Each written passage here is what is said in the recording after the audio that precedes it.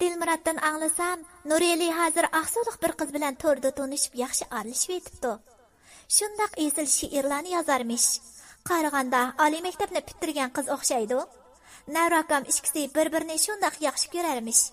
Agar sen bundaq yig'lab o'ltirsang, mushu betim o'ltirib qolasan. Shun kallangni ishlatib, Navrakamni mushu ishni bahona qilib o'zingga qartib olmasang, umrlik pushaymonda qolasan. O chaqda, voy do'stim deb suyungni iqsangmi amalim yo'q.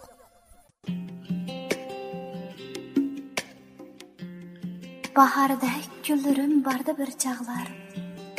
Bahardek gullarni sig'indim ajab. Shu sabab o'zimni tashlab etmedim. O'tsimu beshimdan talayla qismat.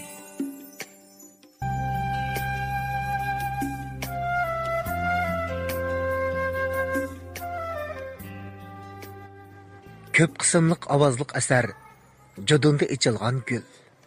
Avtori va kirishtiruvchi Yusufjon Abdurahmon.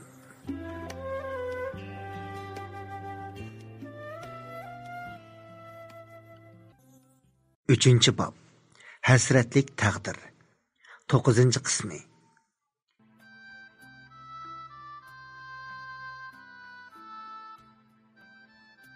Kech soat 11dan oshgan chaq edi. Güher ay yoshyoqi ko'zlarini surtib, asta beshini ko'tardi. Onun çaşları çoğulup ketken. Nuralining hujrasidagi kağning bo'lingida Nurali ikkisining kiyimlari qalaymaqan tashlangan. O, chaqqonlik bilan kiyimlarini kiyib, deriza oldiga qo'yilgan kichik aynakka qarab, cho'g'ilgan chochlarini tuzashtirgach, texi bayatilla Nuralining restorandan uyinga olib qo'yman deb, o'dul uyga elib kelib, onu quchoqlab turib so'zlagan gaplari yodiga keldi. O chaqda Nurali xeyli obdalla tanishib qolgan edi. Yuzlariga tamamen qizillik yugurgan. Ko'zlari bo'lsa intayin xumarlashib ketgan edi. Tiniqlardan haroq va pivining puruqi kelib turadi. "Jinam, seni suyman. Seni qanchalik yaxshi ko'rdiganligimni bilamsan." Nurali shundoq debla uni asabiylarcha suyib bag'riga bosgan edi. O Nuralidan shuncha ajrashqa kuchigan bo'lsa-mu, ammo kuchashlari kor qilmadi. Nurali uning yolvurib yig'lashlariga pisand qilmagan edi. Güher ay ko'z yoshlarini surtib Nuraliga qaradi. Cheklangan mevini yeb solgan Nurali hech nimani sezmagan holda tatliq uyquga ketgan edi. Güher ay onun parvosizligidan azoblangan holda nihoyatda itdik uydan chiqib ketdi. O uyga qaytib kelib, xeyli bir chaqqicha uxlay olmadi. Mana, endi o qandoqmi yuzni ko'tarib yuralaydi. O asli restorandan kelibla Nuralining birdan paranglashayli degan gapi bilan Nuralining hujrasiga kirgan edi. O aslida Nuralidan xeyli vaqtlargacha o'ziga aniq bir javob qaytmaganlikdan bugun cho'qim mushu to'g'riliq aniq javobga erishiman-ku deb o'ylagan edi. Kim bilsin, o'ylamgan yerdan bu ish yuz berdi. O Nuralini behli yaxshi ko'radi. Onun yaxshi ko'rman degan gaplarini hamda yuz bergan bu ishni Nuralining o'ziga bergan aniq javobi hem kapaleti deb his qilib, o'ziga tasalli berib, tong otariga yaqin uyquga ketdi. Bu necha kundan beri Xushqo'y Nurali bilan aloqalasholmay, uningdan behli ansirab qolgan edi. Uningga biror kelishmaslik bo'lganmidi yoki og'rib qolganmidi. Har qancha aldirash bo'lsa-mu, 2 minut vaqt chiqarib telefon qilvasi bo'ladi. Yoki qisqa o'chir abasimi bo'ladi. O behla titit bo'lib. O betaqat bo'lgan holda Nuralining yon telefoniga yana telefon qildi. Telefon o'xshashla etik chiqdi. Uyning telefonini oladigan odam chiqmadi. O yaqin do'sti Zulfiqardan uning izdirligini qilvedi. Zulfiqarmi uning bilan aloqalashmag'ali xeyli kunlar bo'lib qolganligini, yaqindan beri do'konga kelmaganligini aytgan edi. Xushqo'yning Nur Ali uchun xat sanduqiga qoldirgan uchurlari, yon telefonda yo'llagan qisqa uchurlarning hammasi javobsiz qolgan edi. U behla bearam bo'lgan holda cho'nqir xayollarga cho'kdi. Nur Ali doim ota-onasining har ikkilisida yurak kasali borligini degan edi. Yoki cho'nglarning kasali qo'zg'alib qilib doktorxonaga kirib qolganmidi? Yoki ularning uyida boshqa biror ish chiqqanmidi? U Nur Alining hech bo'lmasa bir uchur berishini to'liq arzu qiladi. Shundoq bo'lganda u tinchlik ekanligini bilsila xotirjam bo'lgan bo'ladi. Onun saat ne bo'lgandi? Acaba men uning ko'nglida yo'q o'xshamamdi. U nimishqa menga telefon qilmaydigandi? Xushxo'y to'xtamay o'ziga ana shunday savollarni qo'yadi. Betaqatlik, ansirash his tuyg'ulari bilan diqqatini yig'olmayotdi. U to'rg'imi chiqmadi. Nur Alidan tuyuqsiz telefon kelib qolarmi degan umidda telefonga pat-pat qarab qo'yadi. Navada Nur Alidan telefon kelib qolsa, men yo'q bo'lib qolmay deb tamoqqimi chiqmay do'konda bir nuqtaga tikilgan holda xiyol surib o'tiraverdi. Vaqt tushlik tomoq vaqtidan xeyli o'tib ketgan edi. Ammo Nur Ali texcha uyqusidan beshini ko'tarmagan edi. Bir chaqda enisining tomoq tayyor bo'ldi, tomoqingni yavol degan ovozdan keyin noyati taslikda uyqusini ichib beshini ko'tardi. Onunga haqiqatan hardoq yetgan edi. U yotqanni qayirib, o'zining tug'ma holatda ekanligini ko'rib, tuyuqsizla oqshomgi ishlarni esiga oldi-da, yostiqning ginidagi choch qisqishqa hamda kirlikdagi dog'larga qarab, qo'li bilan beshiga kuchab birini o'rdida chochlarini qamallig'inicha bir hazog'icha turib qoldi. Uning shu topda barcha ovozini qo'yib etib varqirg'isi keldi. Ammo undaq qila olmadi. Chunki bundaq qilsa uydagilar cho'chib ketadi.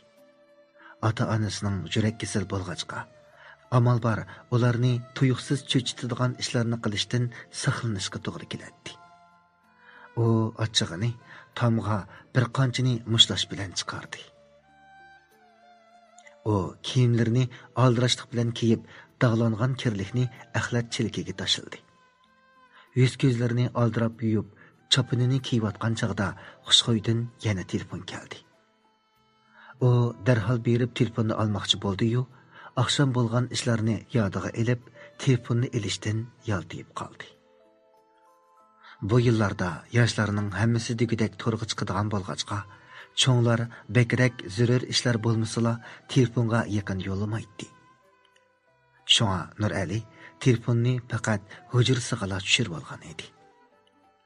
Nur Alining aynasi akisining telefonning jiringlashiga qaramasdan aldirash motosikletini minib chiqib ketganligini ko'rib, behla jiddiy ish chiqqan bo'lsa kerak deb o'ylab, hujrasiga kirib, kelgan telefon nomeriga qaradi. Telefon Aqsudan urilgan edi. Nur Alining aynasimi akisining Xushxo'y bilan aralashib yurganligidan xabari bor edi. U ilgari necha qatim Xushxo'yning akisiga urgan telefonini qabul qilgan hamda xeyli obdan mo'dashgan edi. Telefon ikkinchi qatim jiranglashga boshladi. Bu telefonni yanala Xushxo'y urgan edi. U telefonni olmoqchi bo'ldi-yu, akamning telefonni olmag'iga qaraganda ma'lum bir sababi bo'lishi mumkin deganlarni tuyuqsiz kallasidan o'tkazib, telefonni olmayla o'zining hujrasiga chiqib ketdi. Nur Ali uydan chiqib, Abdulla eng yaqin og'aynisi Faruqning keniga borgan edi. Faruq Nur Alining kayfiyatining ancha yaxshi emasligini ko'rib, menga aytadigan gaplari bo'lsa kerak deb o'ylab, uni hujrasiga boshladi. O'zi bir ozdan keyin bir yashik pivo, tamaka va yemeklik ko'tarib kirib keldi. Nur Ali bilan Faruq intayin yaqin o'tgachga, Nur Ali tunugun oqshom yuz bergan ishlarni Faruqqa birma-bir so'zlab berdi. Hamda qanday qilishni bilolmayotganligini aytdi. Og'ayna, o'zingni uncha ayblab ketma. Masjidlikda bu ish yuz berib qapti. Güher aymo balkim ikkinlarning ish to'g'riliq paranglashamiz deb uyingga kirgan bo'g'iydi. Lekin shundaqdimi sen mas bo'lgandan keyin sen bilan bir uyga kirmaslik kerakda. Hey. Sening mas'uliyatchanligingni bilaman. Biroq sen adash xushxo'yni bekli yaxshi ko'radigan tursang, navoda Güharay bilan to'y qilsangmi baxtli bo'la olamsan. Navoda o'zingni baxtli his qilolmasang, azoblandig'ini sen yolg'izla emas, Güharay, xushxo'y ham o'zing 3 odam bo'ladi adash. Tanlashınla o'zingdan. To'y qilish, turmush qurish degan o'ynashadigan ish emas. Bir odam bilan bir bog'lanib qolsang, bir umr bo'yi yashaydigan gap. Qolganini o'zing obdinroq o'ylab, ko'lingdan o'tkazib, ondan qiroq chiqarasan adash. Nurali Farruxning gaplarini anglab, yana cho'nqir xiyolga botdi. Demisimi Farruxning aytganlari intayin to'g'ri edi. Turmush ishiga chaqchaq qilg'il bo'lamdi. O o'zining turmushining baxtsiz bo'lib qolishdan har vaqt ansiraydi. O Farruxga qarab boshlanishib, o'zining yaxshiroq bir o'yinib boqadiganligini bildirdi.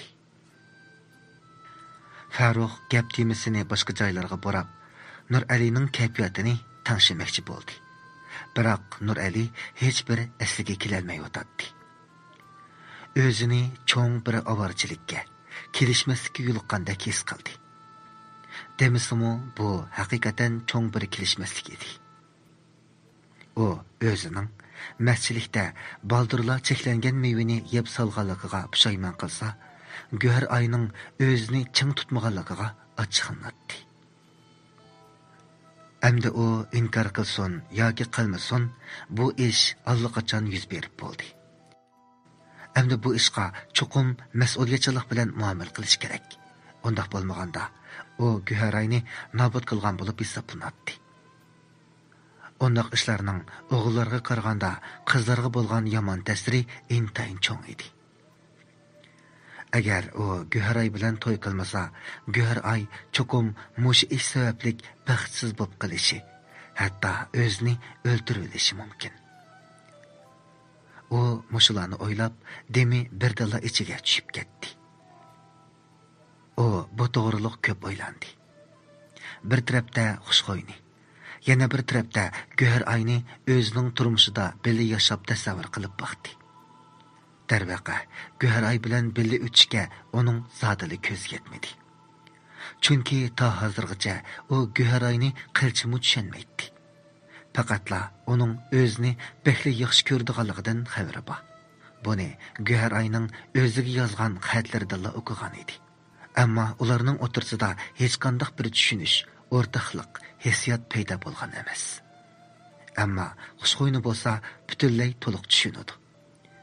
Uning bilan yuztirani ko'rishib baxmaganni qo'shmaganda, ularni hozir ayol deb olsimi tamoman bo'laveradi. Ular ko'pincha telefonlarda o'zaro shundoq atishadi. Ham qisqa uchurlarni shundoq yo'lishadi. O har qatim xushxo'yning ovozili emas, hatto ismi chiqsimi hammani unutib, shirin hislarga cho'kib ketadi.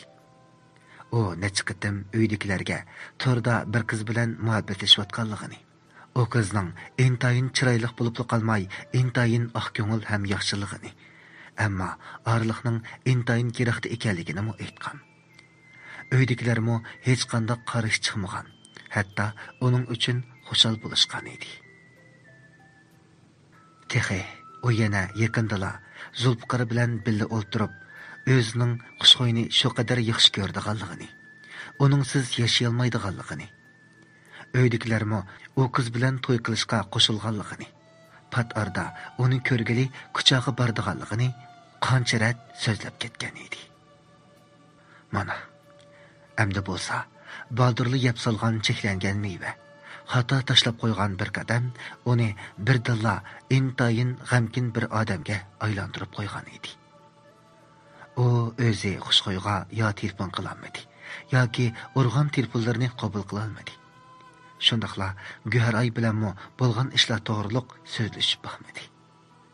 Kim biladi, Göher ayının hazırkı ruhi haleti zadı qandaq. O hazır zadı nimlerini oylawatıdığandı. O, mana şundaq ayğı çıkmaz xiyallar bilen bekli azaplandı. Faruk onun keyfiyatiga qarab sirtqa chiqib hayal bo'lmayla yana bir qancha putilta haraq elib keldi. Shundaq qilib ularning bugungi kunimi yanala ichish bilan o'tib ketdi. Aradan 2 kun o'tib ketdi. Necha vaqtdan buyanqi kayni-kayndan o'tkazilgan to'y-to'kinlardagi o'tirish, ayğı chiqmas ishlar bilan rasa arduq yetgan Nurali bu 2 kunni tamoman uxlash bilan o'tkazdi. Çoğlar aldığın günü Ürümçideki tuqqanlarının mərikisiga chiqib ketgan edi. Nuralining enesi Dilmurat Nahiye bazırdaki doktorxonada sestra bo'lib ishlayotgan bir navir tuqqani Faridaning demilish qilib qaytib kelganligini anglab, ularni bugun uyga kelishni, uyda odam yo'qligini, enisimu bili kelsa tamoqni mushu yerdala etishni aytgan edi. Dilmurat bilan Faridaning yeshi tang bo'lib, ular ikkisi hem Göher aymu bir sınıfta okugan savaqdaşlar hem dostlardan edi. Farida bilan Göher ay intayin yaqin dostlardan edi. Göher ayning Nevr akisini yaxshi ko'rdig'ini Farida obdan biladi. Nevr akisi Nuralining tug'ilgan kunida Göher ay yozgan hilqi xatni sovg'atga qo'shib Nuraliga o yetkazib bergan edi. Farida aşu xat yetkazilgan kundan boshlab uni chaqchaq qilib yanga deb ataydigan bo'lib olgan edi. O demlishga qaytib kelibla Göher aydan yuz bergan ishlardan xabardor bo'lgan edi. Göher ay Faridaga yig'lab turib bo'lgan ishlarni so'zlab bergan edi. Yaxshi ko'rmaydigan odamni yaxshi ko'rishga zo'rlig'i bo'lmaydi. Ammo aranglarda bundaq ish yuz beribdi. Bumi bir hisobda sana foydali yo'lni ochibdi. Navrakamning bu ishni qilg'ini bir hisobda seni qabul qilg'ini bilan o'xshash. Amdagi gap senda qapti. Sen ching turib, mushu ish orqali akamni kontrol qilib o'zingga qarat adash. Dilmuratdan anglasam, Nurali hozir aqso'liq bir qiz bilan to'rda tanishib yaxshi aralashib etibdi. Shundaq esil she'rlarni yozarmish. Qaraganda oliy maktabni bitirgan qiz o'xshaydi. Navrakam ikkisi bir-birini shundaq yaxshi ko'rarmish. Agar sen bundaq yig'lab o'ltirsang, mushu betim o'ltirib qolasan. Shun kallangni ishlatib, Navrakamni mushu ishni bahona qilib o'zingga qaratib olmasang, umrlik pushaymonda qolasan. Agar sen vaqtni ching tutmasang, aramizda bundaq ish yo'q deb tenavoz qanday qilasan? Ya guvohching yo'q. U chaqda voy do'stim deb suyingni iqsangmi amalim yo'q. Shunga hozircha hech ish bo'lmagandek yurib, onunga telefon qil. Onunga yaqinlash. Oma aranglardagi ishni biladigan bo'lgandan keyin mendan xudiksirab bo'lsa-mu senga yaxshi muomala qiladi. Andan barbara o'zingga qaratib olasan adash. Farida Göher ayga ana shundoq nasihat qilgan edi. Farida yana Göher ayga Dilmuratning bugun uyga kelishni aytganligini, bugunning yaxshi bir fursat ekanligini, bugun o'zi bilan Nuralilarning uyiga billi berishga tayyorlik qilishni aytgan edi. Göher ay başta sel ikkilendi. Berishga unimadi. Agar Faridaning deganidek qilmasa, haqiqatan ang oxiri pushaymon qiladigini yanala o'zi bo'ladiganligini o'ylab, Farida bilan Nuralilarning uyiga bordi. Dilmurat akisi Nuralini tamoqqa chaqirganda, u yuz-ko'zni chala bula yuyibla mehmonxona uyga chiqqan edi. U 2 kundan beri uydan chiqmay uxlagan bo'lg'achqa cho'nglarning Ürümchiga chiqib ketganligidanmi bexabar edi. Shunga bugungi tomoqnimi o'xshashla cho'nglar aytgan deb o'ylagan edi. U mehmonxonaga kiribla Dilmuratning yonida o'tirgan 2 qizni ko'rib, cho'chib o'rinda turib qoldi. Farida bilan Göher aymo uni ko'ribla darhol o'rindan turdi. Nuralining ko'zi Göher ayning ko'zi bilan o'chirishishi bilan har ikkilisi beshini darhol tuvan silvilishdi. Ular ikkisining o'ng'aysizlanib qolganligini ko'rgan Farida bugungi tomoqlarni Göher ay ikkisining qo'lma-qo'l etganligini, issig'ida tomoq yeyishni aytib, Nuralini o'ng'aysiz ahvoldan qutuldirib qoldi. Nurali ikkalanga bilinar bilinmas salom qilib qo'yibla lag'manni yeyishga boshladi. u shu topda hech kimga ting'ilib bo'lmaydigan darajadagi jiddiylik bilan tamoq yeyotdi. U aslida Guharoy ikkisining orasida shundoq ish sodir bo'lgandan keyin uni biror ish terib qo'yarmi deb o'ylagan edi. Uning yana o'ziga kulimsirab qaraganligidan uning ko'ngli xeyli joyiga tushgan bo'lsa-mu, nimishqikin ichidagi jiddiylikni bosolmayotdi. U odatda tamoqni shunchalik tez yeb bo'ladi. Ammo hozir tamoq yeyotamdi yoki tamoq uni yeyotamdi o'zimi bilolmay qoldi. U tamoqni yeb bo'libla, o'xshabdi deb rahmat aytib qo'yibla aldirab chiqib ketdi. Tamoqdan keyin ikki qizchaq qochquchilarni yig'ishtirib yuyishga tamshilayotgan chog'da tuyuqsiz telefon jiringladi. Bu chog'da Dilmurod Qotandagi mollarga yam tashlab bergili chiqib ketgan edi. Telefon ikkinchi qatim jiringlashga boshlagan chog'da Farida qo'lini chala bo'lib surtibla Guharoyni o'zi bilan minishga ishoratlab Nuralining hujrasiga kirdi. Aqso'ning rayon nomerini ko'rgan ikki qiz bir-biriga ma'nalik qarashib qo'ydi. Farida telefonni ilibla Guharoyga tutqizib qo'ydi. Guharoy damalliqqa telefonni ilishga unamay Faridaga zo'rlab ittirganda, Farida uningga oliyib birini qarab etib, "O'tdit, qillingni ishlat" degandek bechini noqib qo'ydi. Shu asnoda Xushxo'yning ovozi anglandi. Tinchlikmi? Hanim bo'lsa, telefonni oxir oldingiz. Vay, tinchlikmi? Gap qilmaysiz-ku? Og'rib qolmagansiz? Vay. Siz kim? Vay, gap qiling-a. Guharoy bu ovozni anglab, qat'iy gap qila olmay qoldi. Guharoyning jimmida turganligidan ichi pishgan Farida ochig'i bilan Guharoyning qo'lidagi trubkani zard bilan tortib oldi. Vay, siz Nurali emasmi? Yo'q, emas. Men Nuralini izlaydim. Siz kim bo'lasiz? Men Nuralining muhabbati.